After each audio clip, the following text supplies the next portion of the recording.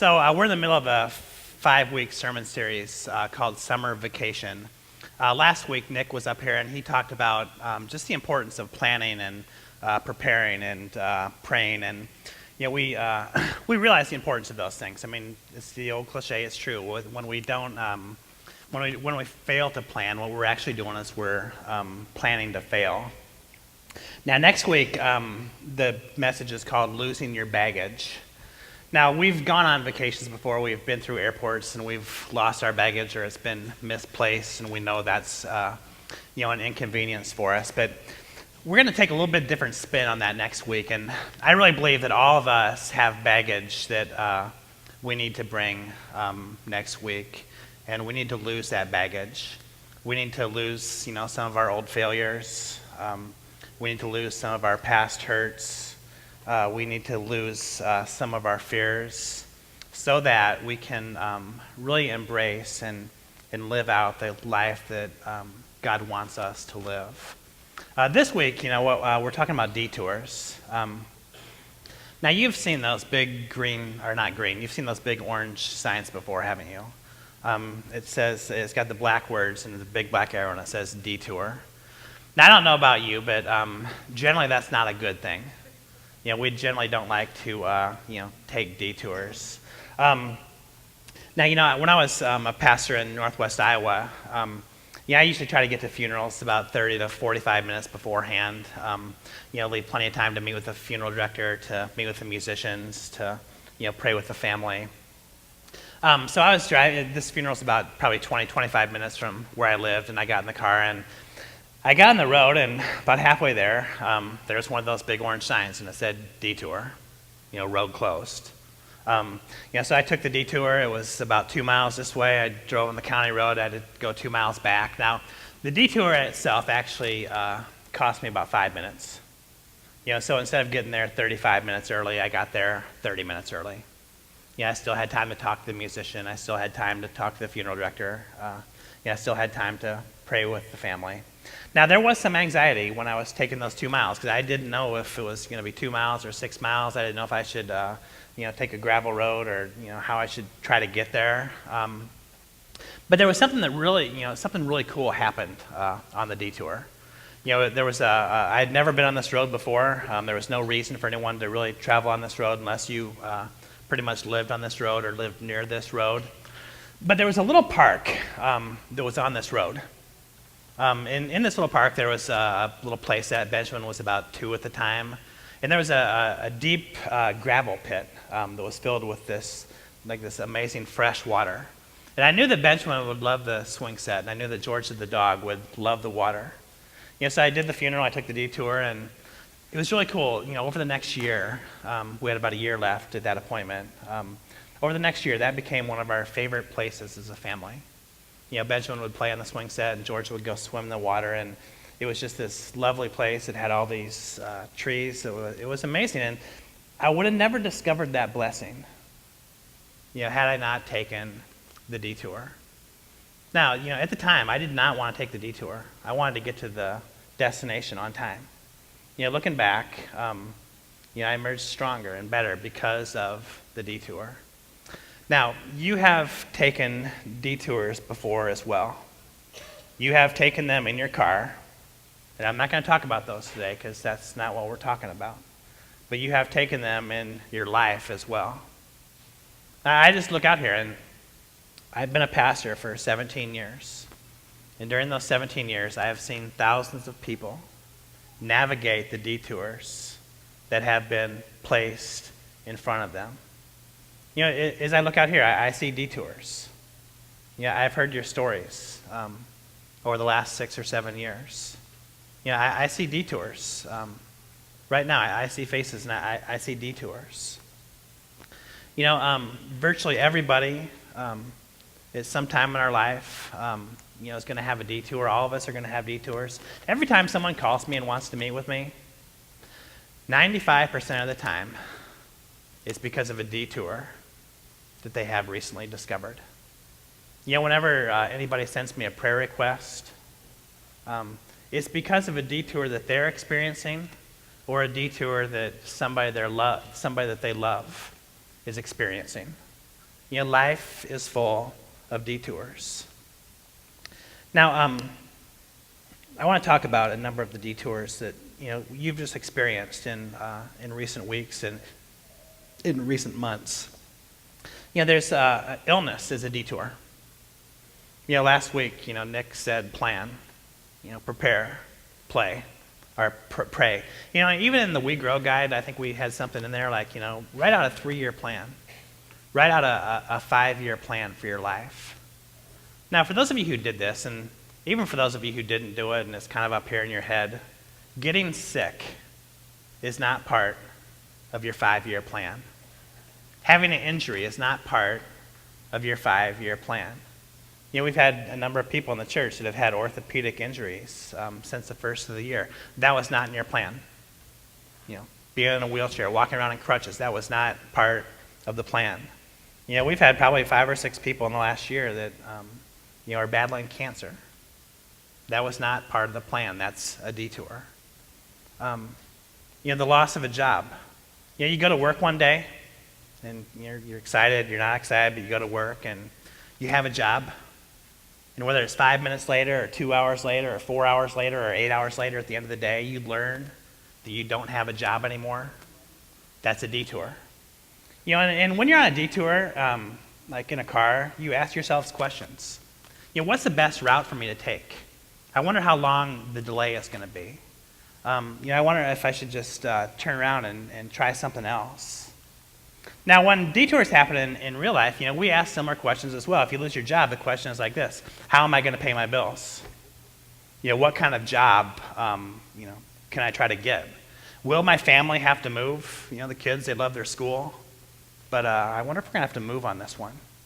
We default to asking these questions because detours, what they do is they turn our lives upside down.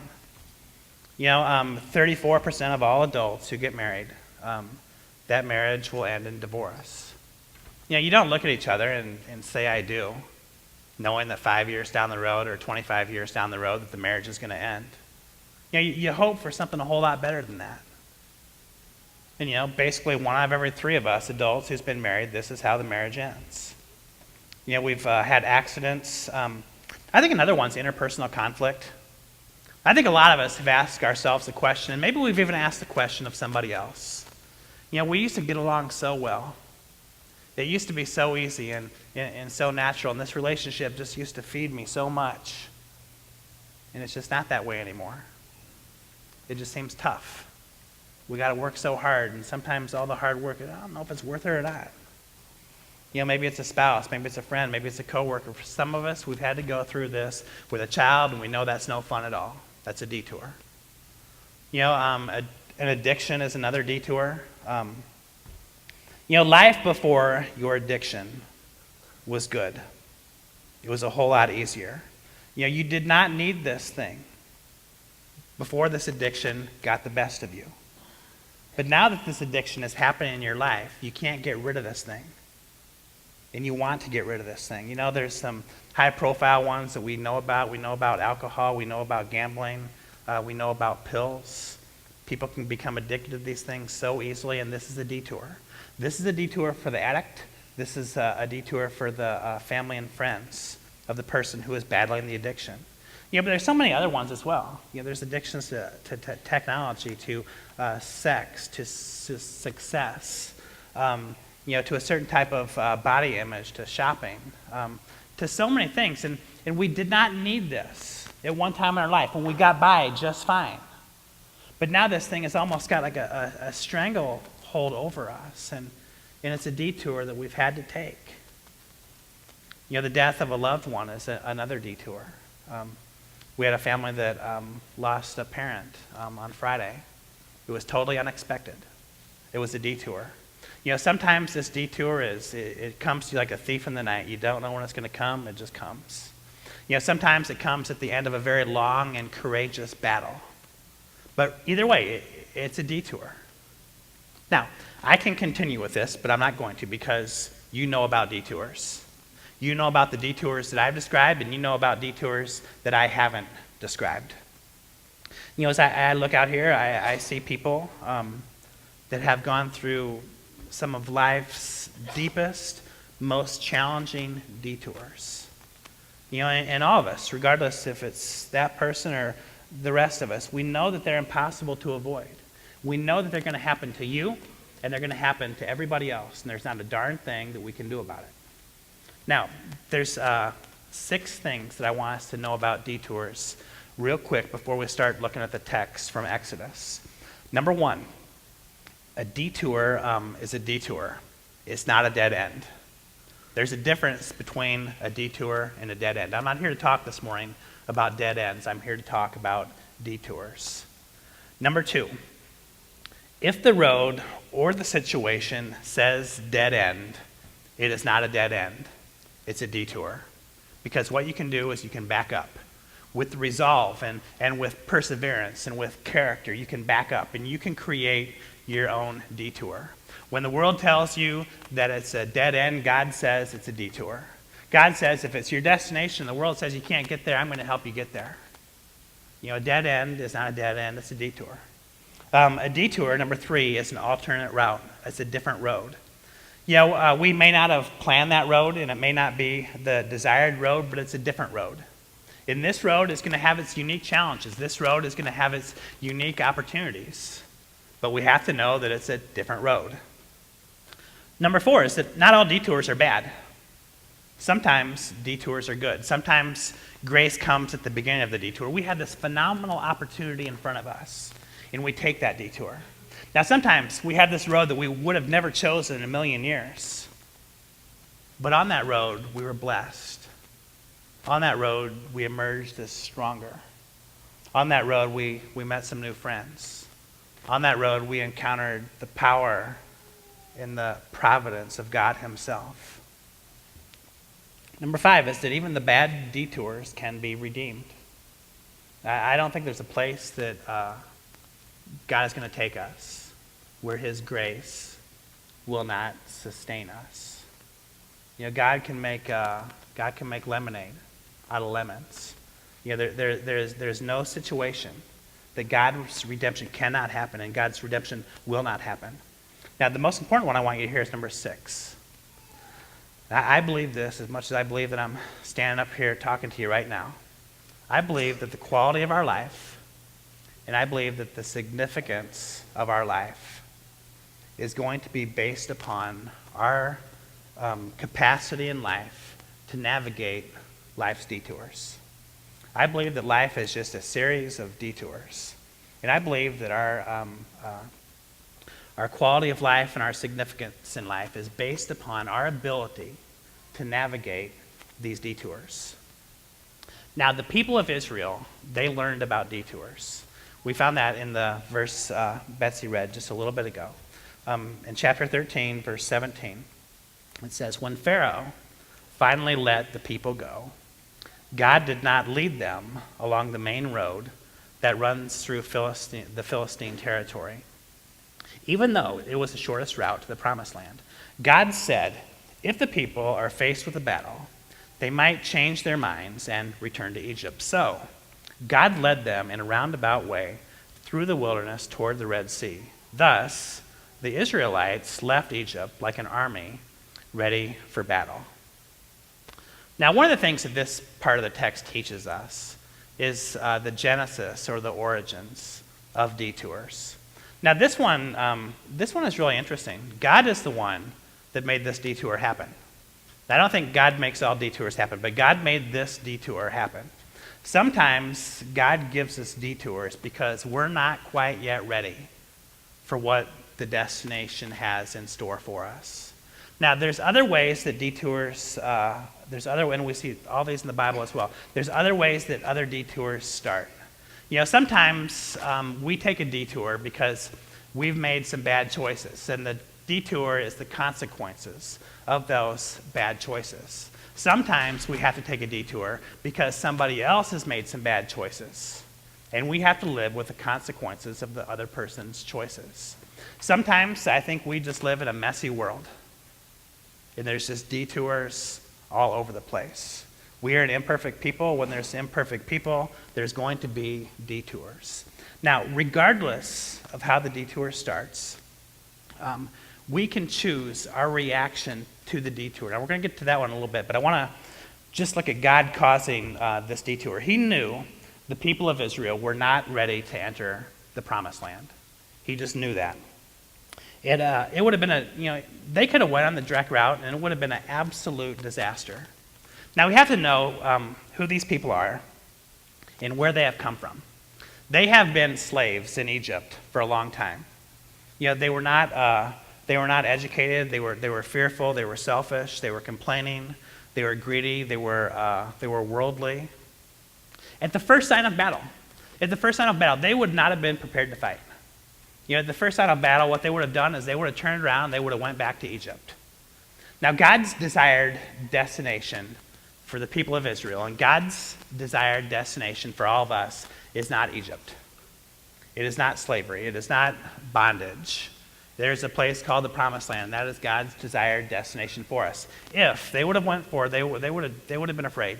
There's no way they could have fought, and they would have just went straight back to Egypt, where they would have at least known it was safe for them. Now, let's just assume that they would have got through the army and they would have made it to the Promised Land. There's no way in the world that they would have been prepared to create a government. They wouldn't have had the education, they wouldn't have had the relational or emotional capacity. The Promised Land would have been a nightmare for them. So what God did is he sent them on a detour. Now, I was trying to think about a way to explain this. One of the ways I think we can explain this is, say if someone won the lottery. And you read studies, and it's fascinating to read these studies. People may win like $5 million or $20 million or $100 million. And it's a staggering number. It's like 40 or 45% within 5 years find themselves worse off than what they were before they won the lottery. They've lost their money. Sometimes we'll see this with professional athletes or singers. They've worked hard at what they do, as far as being a basketball player or a singer or an actor or a hockey player. They've worked exceptionally hard to get to where they are, but they're not prepared for the financial success that comes with that. So we're not surprised anymore, are we, when we read about a famous athlete or a boxer or a musician that has had to file for bankruptcy because they were not prepared for the success that they were achieving. And this is what God does here to the people of Israel. He could have taken them to the Promised Land, but they were not prepared for all that living in the Promised Land entailed. Now, I want you to compare like the lottery winner. I want you to compare the athlete or the singer to someone that has pretty much started from scratch. And they've worked hard, and they've scraped, and they've saved, and they've gone through some very difficult times, and they become a millionaire. You don't read about those people losing their money very often, do you? Because they have lived in the wilderness. They have prepared themselves for the journey. Sometimes God will send us on a detour because we're not ready for the destination. Now, I'm going to continue in verse 19. Moses took the bones of Joseph with him, for Joseph had made the sons of Israel swear to do this. He said, God will certainly come to help you, and when he does, you must take my bones with you from this place. So any of you have ever seen the play Joseph and the amazing Technicolor Dreamcoat? It was here in town about a month or so ago at the Children's Theater, and Amber and I took Benjamin and David to see this, and right away Benjamin identified with a young person in the play, and he's smart enough to know that that person was Benjamin from the Bible. Even at the intermission, he says, yeah, I really like that guy in the orange shirt. He sure is a handsome guy, and he knew that was Benjamin. Now, at the end of the movie, and this is it's a crazy story. It's from the Bible. Joseph's brothers, first they tried to kill him. They said, what? Let's not kill him. Let's maybe sell him into slavery. So they sold him into slavery. Joseph goes and lives in Egypt. He was in jail. He was a slave.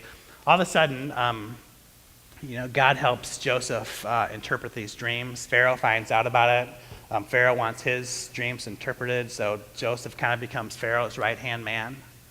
Now, at the end of the story, the brothers were sold into slavery, and we find that in Genesis as well. And Joseph, he kind of plays along with it for a while, and then he realizes that they're his brothers. and he's going to let them off the hook. Now, at the end of the play, Joseph goes over, and he goes over to his youngest brother, who is, of course, Benjamin. And Joseph and Benjamin, they have this great big embrace, and they hug, like brothers should hug. And I looked over at Benjamin, and he had this great big smile on his face. And I think part of the reason he was smiling is because Benjamin and Joseph were reunited. But I think the real reason that he was smiling was something a little bit different than that. I think that even this 12-year-old kid could figure out that God is a whole lot bigger than our problems. And when Joseph tells these people to carry his bones with them, the reason that Joseph does that is he wants to remind them that as big a challenges as you may face, as big as problems as you may perceive that you have, these bones are going to remind you that God is with you. Yeah, I was once a slave. I was once a prisoner. And God delivered me from that. To be in the right-hand man of the leader of this country. And anytime, and this does not just apply to the people of Israel, this applies to you. Anytime, every time that the detour happens, God is with us. We don't have to carry the bones of Joseph. We just have to know that God is with us. Now in verse 20, the Bible continues. The Israelites left Succoth and camped at Etham on the edge of the wilderness. Okay, so we know that this detour was about 100 miles. Now a 100-mile detour is a big deal when you're driving a car. A 100-mile detour is a very big deal when you're walking. Now, they weren't overly thrilled about this. Now, what's really interesting, though, is this was not a detour of 100 miles. This was a delay of 40 years. It took them 40 years in the wilderness to be prepared to enter into the promised land. Now, during these 40 years, the wilderness was not a waste of time. Now, if you're in the wilderness right now, if you're on this detour and you're not even close to your destination and you don't even seem to be moving in the right direction, the wilderness is not a waste of time. It's what you choose to do with it. During these 40 years, let's look at what happened to the people of Israel. They became very disciplined. They became very courageous and industrious. They became law-abiding, and they became God-loving. During that time in the wilderness, what they did is they prepared themselves. God prepared them so that they could enter into the promised land. Now, it may not have always been pleasant, but the people of Israel can find, and they found, blessings because of the detour, and they found blessings on the detour. Now, I want to take a quick little poll here. Who do you guys think was our greatest president? Just throw out a name. Okay, so we got Abraham Lincoln. Anybody else? Truman? George Washington. I heard someone say Reagan. Those are pretty much the ones we heard at the first service. Lincoln was first. We also heard Teddy Roosevelt as one of them. Now, obviously, this is very subjective, and I'm not sure if a historian can actually say this person was our best president. But I think if we took a poll, I think many of us would probably say Abraham Lincoln. Now, do you think Abraham Lincoln's life was easy? Do you think he was just born in this nice little place and had this perfect childhood and, made it through adolescence all right, had these great years during college, and he can remember at least like 3/4 of them, and, he started a business, ran for a few offices, won, eventually got promoted to president? Do you think that's how it worked? No, this guy navigated the detours. Earlier I said the quality of the life and the significance of the life is a direct correlation upon our ability to navigate detours. The guy's mom died when he was a kid. He lost his first job in 1832. His first election for the state legislature in 1832, he lost that. He failed in business in 1833. It took him 13 years to repay back the money he lost. He repaid every penny. He failed in business. His sweetheart, his girlfriend, Anne Rutledge, she died in 1835. It's no surprise that he had a nervous breakdown in 1836. He was defeated for Speaker of the House in 1838. He was defeated for a nomination to Congress in 1843. Now, he was elected to Congress in 1846. He finally won something. But he was very unpopular, and he lost the re-election 2 years later in 1848. He was defeated for Senate in 1854. He was defeated for the nomination of vice president in 1856. He lost the Senate race in 1858. And you know what happened in 1860? He became the 16th, and perhaps best, president in the history of our country. He is a true American martyr. He was a visionary behind his time. He was a leader among leaders. Now, I would say if he didn't have all these detours, I don't think he would have had the capacity to be the president that he was. I believe that he learned things through failure that only failure teaches. I believe he learned things from losing that only losing teaches. I believe he developed a sense of humility because he was humiliated a number of times. You know, sometimes the detours are not pleasant at the time, but sometimes, and this is our choice, you know, we can emerge two ways through the detour. We can emerge as defeated, you know, as a quitter, as someone that's just overwhelmed, or we can continue, we can persevere, and we can emerge as stronger and more focused and more clear about what the future holds for us. Now in verse 21, Exodus continues. The Lord went ahead of them. He guided them during the day with a pillar of cloud. He provided them light with a pillar of fire. Remember, this is no air conditioning. There's no street lights. This is a long time ago. So at night he was their light. During the day, he was their shade. This allowed them to travel by day and night. In verse 22, it says, "And the Lord did not remove the pillar of cloud or the pillar of fire from its place in front of the people." Now, I was trying to think about how to kind of make this one evident to us. And I got to tell you a story about a new family member we have. Last Saturday, 8 days ago, we got ourselves a new family member. You know, you guys remember last fall, our 12-year-old Newfoundland, Georgia, died. And now we have a new 8.5-week-old Newfoundland, and her name is Esther. Esther is already 22 pounds. She's got these paws about as big as my hands. And, you know, one day she'll weigh about 150 pounds, just like her older sibling, Georgia, weighed. Now, we had this little, I was going to actually put a picture up there for you, but she's too cute, and you'd look at that picture and you wouldn't remember anything else I said the entire time. Now, as Georgia's parents right now, it's a lot of responsibility. I think the reason that puppies are so cute is because they're a lot of responsibility. If Georgia wasn't so cute, I'm not sure if she'd be alive right now. But think about this. We are, Amber and I and Benjamin, and to some extent David, are her shade by the day. You know, if we would leave her outside during the day, this black dog would literally melt. I don't think she'd probably make it more than a few hours. You know, we have a light for her at night. You know, she's not able to see at night, so we have this little light in our room. You know, we don't leave her by herself for very long. Today was a real stretch. You know, both Amber and I and Benjamin and David were all gone for about 2 hours or so. Now, we have to take care of this dog. She is not capable of this point of taking care of herself. And so it is with God, and so it is with us. God is our pillar of protection during the day. He is our pillar of light at night. You know, I know that a lot of you are on a detour. You know, it's probably not a road that you've chosen. That's what a detour is. It's not the road that you've chosen. And you have to know this, that God is with you. There's never a time that God is not with you. You know, during the detour, I actually believe that God becomes more evident and more real to us than we're on the highway. You know, because we have to cling to God. We have to cling to His grace. We have to cling to His power. Now, the detour is going to happen. You know, for some, the detour is happening. Now, we cannot control that. You know, we don't control most detours.